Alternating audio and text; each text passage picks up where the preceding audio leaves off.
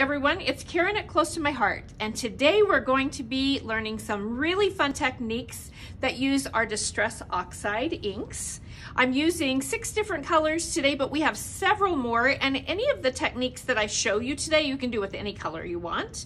You'll also notice that I have a whole slew of mini ink blending tools here. You really don't need all of those. I just have them for ease in the video today. But we sell these great blending tools. I think they come in sets of 2, and then you can buy these little pads so that you can just change them in and out because there's Velcro, which is awesome. I like to use one for each color and then just keep them handy. So you'll see me using lots of them today. We're going to start out by taking a peek at this piece of art, Thankful for You. It's a really darling 6x8 page. And you can see a really subtle background. I'm going to kind of pull it up where you can see of this ink in the background. You can see some little white splatters and some colored splatters. And I'm going to show you how to get that look. And we're going to do several pieces of art that you get to see the art. Then I'll teach you how to get the look that you see in the art with the Oxide inks. So let's start with this one. I'm just going to pull it over to the side so that you can see while I'm working. And I am using our watercolor paper. The cool thing about this watercolor paper is one side is smooth and the other side is kind of got a bumpy texture. And I love them both for different things, and we're going to be using both sides today. It's really great with the Distress Oxide inks, but you can also use them on regular cardstock, which we'll be doing on one of the techniques that I show you today. So this one, I'm going to turn it over on the smooth side. We're going to use the Antique Linen Distress Oxide ink. Have my Antique Linen mini ink blending tool right here, and all I'm going to do is directly pick ink up right from that pad and begin just adding some color to my paper. And you can see that it just really is a nice, thick, pretty color. I'm going to put a little bit down here. You can see we've got it in both places on our art here. And then we're going to do a couple of fun things to it. All right, I've added some Distress Oxide ink. Now, while it's still wet, I'm just gonna take a little water spray bottle and spritz it. And this Distress Oxide ink reacts with water. And you will see as it continues to sit that the places where we spritz the water will start to get white. And I'm just gonna speed that along just a little bit by dabbing it with a paper towel. And you'll be able to see those white spots. I'll hold that up a little bit for you to see. Now you can do a couple of other things too. You could take the stopper in your spray bottle if you wanted some larger blobs on there. The bigger the spot of water, obviously the bigger spot of white you will get in that reaction. So let me just dab those two so you can see some bigger ones. Okay, so now you can see that fun reaction of water with the Oxide inks. In addition to that, for this piece of art, all we did, and I'm gonna move it out of the way so I don't splatter on it, was take some watercolor paints. We'll just add a little bit of water over here from our water brush and some color. And just do a little bit of splattering onto our project. And you can see that watercolor adds another dimension to that subtle color of Oxide ink and those fun white reaction areas. And now we've got some gorgeous color that's added to that. Let me see if I can pull that so you can see that a little bit better. And let's pull that art back in so you can see how it looked on the art. Really beautiful, right? Okay, let's move to our next technique, which is adding color to an embossed image. So let's bring in the piece of art that we are basing this on. You can see on this art, hopefully you can see, we've got some shading going on. It's embossed in gold. These flowers and leaves are embossed in gold. And then we have added Distress Oxide inks, shaded a little bit, and then taken some color away with a shimmer brush, which might be a little bit hard to see on here, but it's just got a really beautiful, subtle shimmer. And so I'll show you how to get that look. Let's put that right here next to us. Let's start out with the embossed image. This is this. So after we did this, after we do what we're about to do, what you would do to create this card would be to cut out that image. Okay, we're going to start with our spiced marmalade and grab that sponge. And we're just going to use it, again, directly picking ink from that pad and sort of rubbing it onto those flowers where we want it to go. And it's okay if we go outside the lines because, like I said, we're gonna cut that out. Now that I've added a little bit of that, you can even see that I've got a little bit darker right there in the middle. I'm gonna grab the abandoned coral and add a little bit more color right in the centers of those. And you can see that by layering these inks, you can get a really beautiful look and create all kinds of colors. Okay, now you can see we've added some cool shading to those. I'm also going to use this peeled paint and do the leaves. And here's where we're gonna see a cool reaction. Okay, I'm gonna just color those leaves with my blending tool.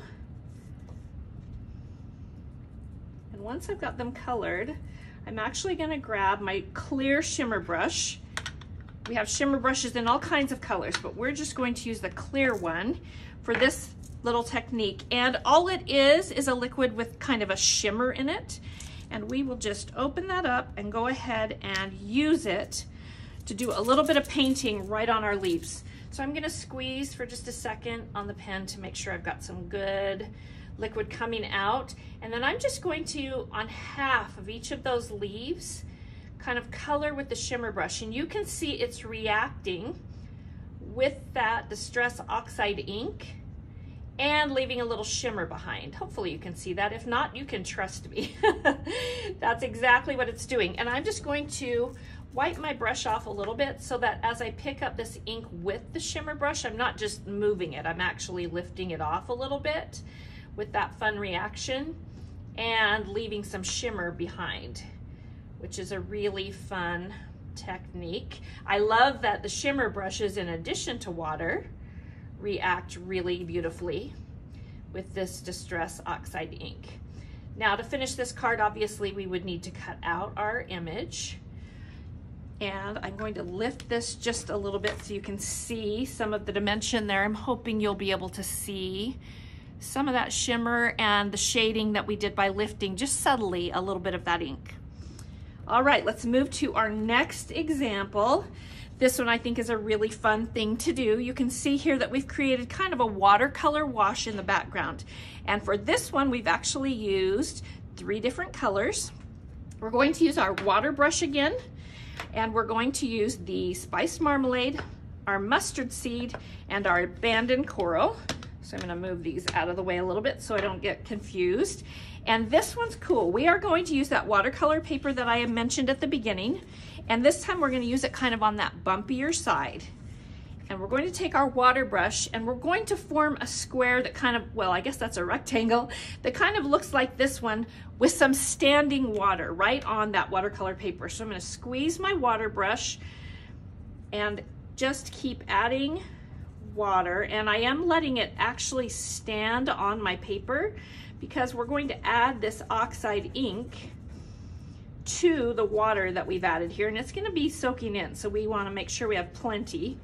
And now we're gonna do a cool technique where we put it right on our mat. So I'm gonna move the card out of the way. I'm gonna add some of my mustard seed on my all-purpose mat, a little bit of spiced marmalade, and a little bit of abandoned coral. And I'm gonna use these to add to that water that we added on our card. So let's start with this mustard seed, and I'm just gonna sort of touch and move my water brush around a little bit on this water. And if you find that as you get going, that water that you have added at the beginning is starting to soak in, you might need to add a little more. I'm just gonna squeeze just a little bit and add a little bit more water. And I'm gonna now move to that spiced marmalade and kind of work it together with the mustard seed to add a little bit of extra color along the edges. And you can see that water moving as I do it. In fact, I could even use a little more. I'm just gonna squeeze that water brush a little more. If you were to do this on regular cardstock, it wouldn't move the same, and it also would start to pill because of the water. This watercolor paper is made exactly for watercoloring and also some of these cool distress oxide techniques that you're seeing. Okay, I'm actually going to even pick up a little bit of this abandoned coral, and I'm just going to kind of touch a little bit along the edges to get kind of a little bit of depth, and move that around just a little bit. The cool thing is, once you touch it to the paper, since you've got that standing water, it's just going to kind of move a little bit on its own, which is really nice and adds a really cool look. Now let me pull in one I did that's dry. I did this exact thing and it's just dried now. And you're gonna get a little bit of a different look every time, just like you can see right here on the card. But that's one of my very favorite distress oxide ink techniques, and one that's so much fun to play with. Now let me wipe up the mess I made on my mat so I don't accidentally set anything else in it, and we'll move on to the next one. All right, let me move these out of the way.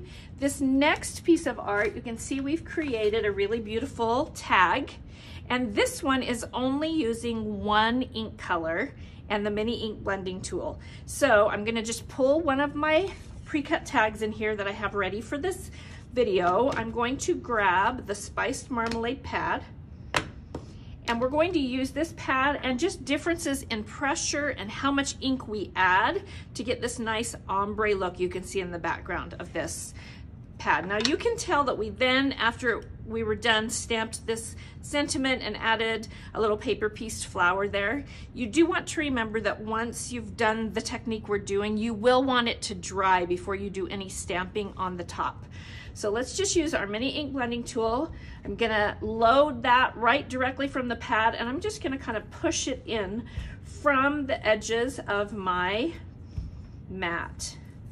And it's important, this one's just using regular cardstock, and you'll be able to see you can still get a really beautiful look by using regular cardstock. You just have to work a little more at the blending of it. Now, as I'm working up, I'm just trying to pull some of that ink from where I started so that it's moving upward and kind of getting lighter as we go.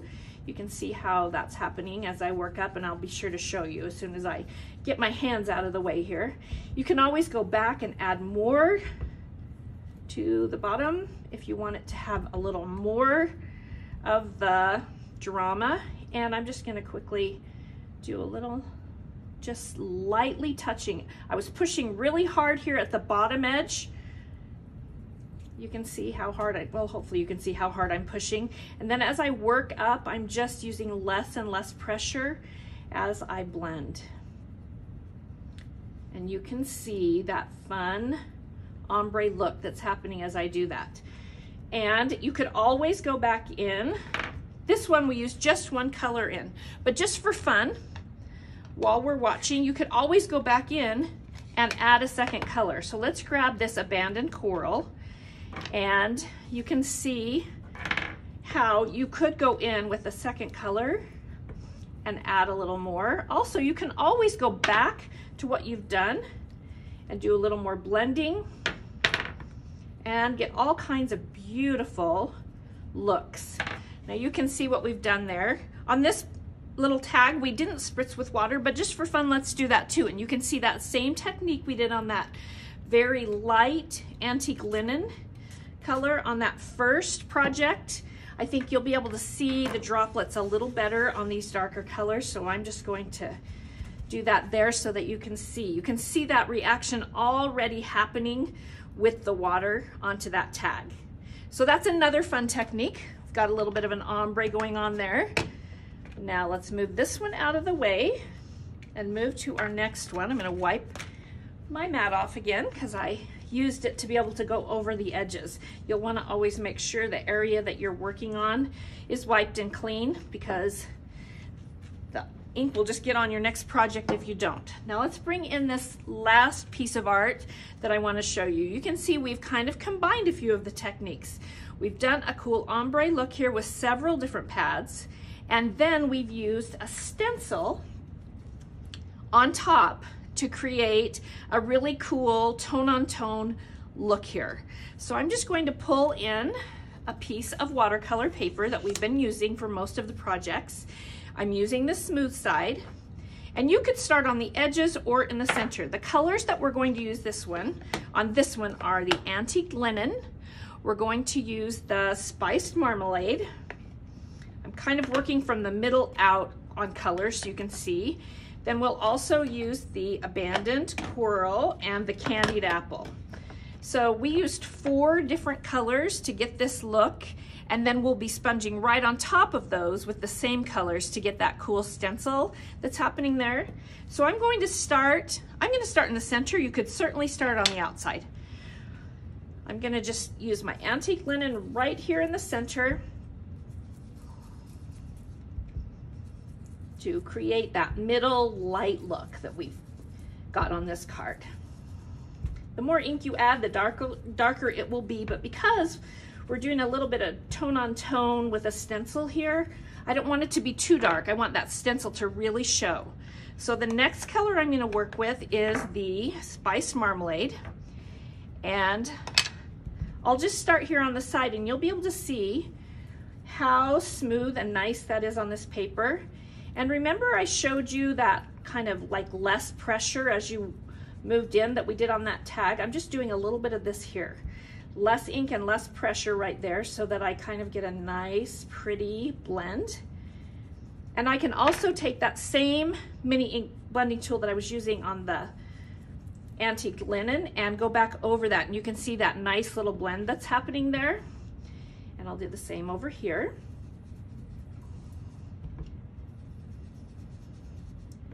Just doing, you can just add as much or as little as you want. Whenever you see maybe a little bit of a line that was created, just go back and do a little more blending. Just go back over with the color it was with.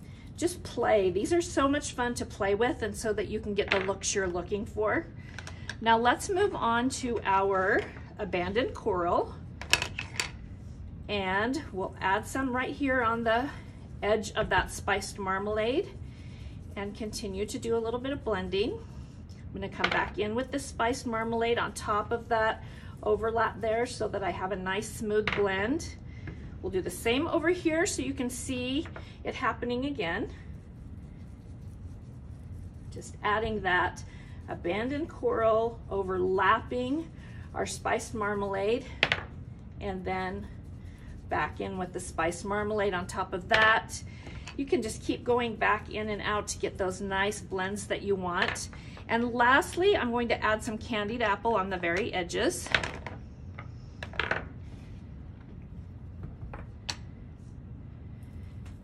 So that I get that nice dark edge for the ombre. I'm kind of pushing in from my mat onto my paper. And then again, I'm just going back with that Abandoned Coral to do a little bit of blending there, and you can see how gorgeous this is turning out. I'm going to turn this over so I have a little more control with my right hand here. And now that we've added that, while it's still wet, you could wait till it was dry too, but I love doing it while it's still wet because you still have that great blending property happening as long as it's still wet. So I've got this cool looking ombre thing going on here. And now I'm going to take the stencil and lay it on top. You could even use some washi tape or something to hold it down. I'm just going to lay it right on top and hopefully use my fingers to do what I need it to do. And I'm going to start with that Candied Apple we were just using. And on the areas that I used Candied Apple ink on, I'm just going to kind of rub and pounce a little bit with the same color on top, because we're adding more ink, and as we add more and more on top, it's going to get darker. So we're going to see a cool tone on tone thing happening here. Now let's move to the Abandoned Coral. And again, I'm just gonna kind of let it overlap where I was just working with that candied apple. And I'm letting it go a little bit onto the spiced marmalade too, so that there's gonna be kind of a little bit of an overlap of those colors. Now moving here to the spiced marmalade. And then we'll move right into that antiqued linen, and I'll lift it up and let you see, and then I'll show you one that I prepared a little bit ahead of time so that you could get a better look. And let's see, what did I do with my antique linen? He's hiding. I'll just start a new one. Here we go. Just adding some more right on top of that antique linen portion that we did before. And the lighter the color, the more you're gonna wanna really add more ink on top so that you can see that cool difference of the tone on tone. Okay, I think I'm there. I'm gonna lift this and let you take a look. Hopefully you can see that. I'll lift it up a little bit and then I'll show you one that's finished and dry. You can hopefully see some of that cool ink happening there. And let me pull in the one that I have finished that I tried to make a little more dramatic so that it would be really easy for you to see it there. And we have lots of different stencils you could do that technique with. This is just one of the many, and it's darling, isn't it? So let's just wipe this off, and as we finish out this video, I'll just pull all of those fun pieces of art that you just learned how to make the techniques in. I'll pull them in for you to take a look, and you can see so many fun ideas and techniques that you can do with those Distress Oxide inks, and this is just the beginning. There are even more fun things that you can do with these inks. So I hope you'll enjoy playing with them as much as I have.